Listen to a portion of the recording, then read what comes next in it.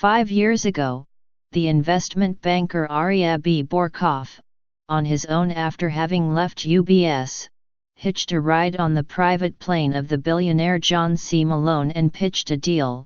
Now was the time for the mogul to get back into the telecommunications business. The vehicle was a small cable company named Charter Communications that had emerged from bankruptcy a few years earlier. Mr. Malone was intrigued by the possibility. And what started with a $2.6 billion investment into Charter has become a national cable empire that includes the former Time Warner Cable and the promise of yet more deal-making, led in part by Mr. Borkov and his boutique bank, LionTree. The banker and his firm, specialists in deals within the telecom, media, and tech worlds, are poised to gain prominence as those industries are consolidating like never before. Disney is spending $52.4 billion to buy the bulk of 21st Century Fox last week, and when AT&T is willing to pay $85.4 billion in a bid to take over Time Warner. But the question Mr. Borkov faces is whether he can transform his schmoozing into a business that can outlast him. LionTree, powered by what media and telecom executives describe as Mr. Borkov's non-stop networking, has already claimed a number of advisory assignments, from Charter's deal for Time Warner Cable to Verizon's purchases of AOL and Yahoo to helping advise Snap Incorporated on its initial public offering. Overall, the firm has advised on more than $350 billion worth of transactions. Arya is going to be involved or peripherally involved in everything that's going on, said Lei Moonves, the chief of CBS. Mr. Borkov said he was ready to turn the moment to his advantage. It's a fortunate thing that we happen to be at the right place at the right time, Mr. Borkov said in an interview in his Midtown Manhattan office. He added, "The entire firm today, based on what we see coming into the future, is keenly structured to play into that." Standing out among independent investment banks, many started in the wake of the 2008 financial crisis, is difficult. Mr. Borkov and his team at LionTree are hoping that their focus on tech, media, and telecom as well as some untraditional features, including a publicly traded investment vehicle, a weekly newsletter and podcast will lead to success. Since founding LionTree in 2012 with a fellow UBS alumnus, Aaron Stensler, Mr. Borkov has steadily expanded the firm's reach, opening offices in San Francisco, London, and Paris. And he has begun to poach brand name talent. Last year, LionTree hired Jake Donovan, who led European industry coverage for JP Morgan Chase's investment bank, as president of its European division. The pitch was, "Help me build something fun and exciting," Mr. Donovan said in an interview. Referring to how Wall Street refers to tech, media, and telecom, he added, "It's a unique time in the TMT ecosystem." LionTree remains a relative minnow in the world of deal-making. The 60-person firm has cracked the top 25 advisors on worldwide tech, media, and telecom takeovers 3 times since its founding, according to Thomson Reuters. Its advisory business's best year to date was in 2015, when it ranked 8th, outpacing every other independent bank.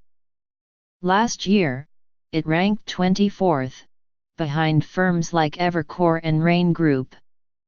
LionTree did not have a role in the Disney deal, even though other boutique banks were involved.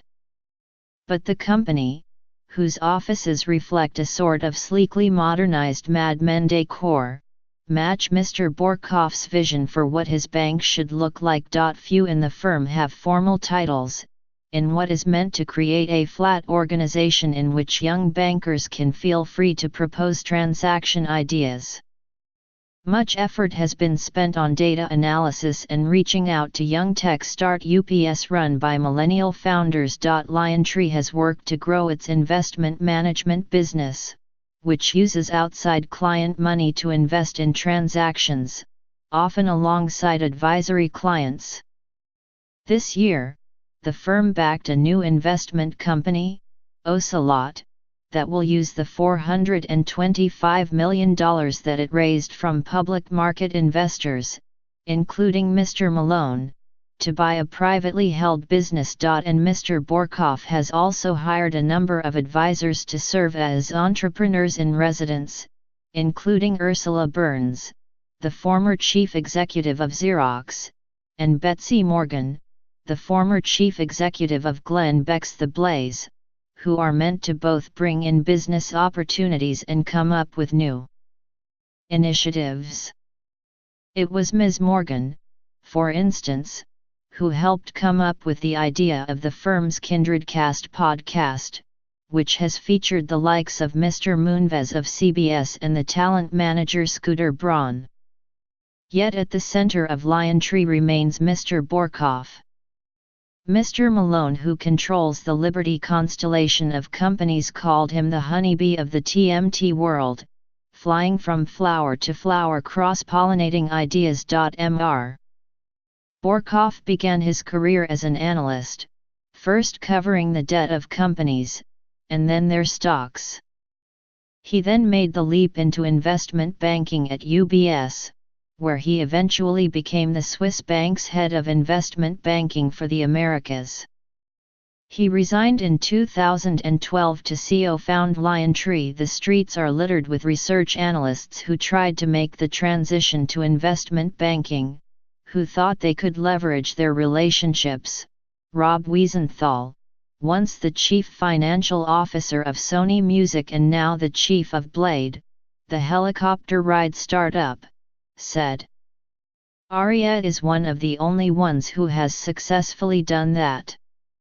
Among LionTree's most prized clients is Liberty and Mr. Malone, who have retained the firm on numerous assignments. When people ask me, who should I use, he's sort of the top of my list as an advisor, Mr. Malone said in an interview. But changing the perception that LionTree centers solely around Mr. Borkoff may be difficult. This is the Aria show, Mr. Wiesenthal said. This is not the LionTree show. Mr. Borkoff is working to alter that view. He argued that his Rolodex belongs to the firm, because he cannot meet every client, come up with every idea and execute every deal. It's less important to have a branded banker than it is to have a system, he said. Young bankers are encouraged to pass along their business ideas to senior executives and to speak more to clients like Charter's management team. It is, in Mr. Borkoff's view, an extension of the networking that he himself practices constantly. The challenge now is to grow the firm while not losing sight of what is happening in the tech, media, and telecom worlds now. According to Mr. Borkoff, we expect a frenetic year ahead, he wrote in a letter to clients this weekend.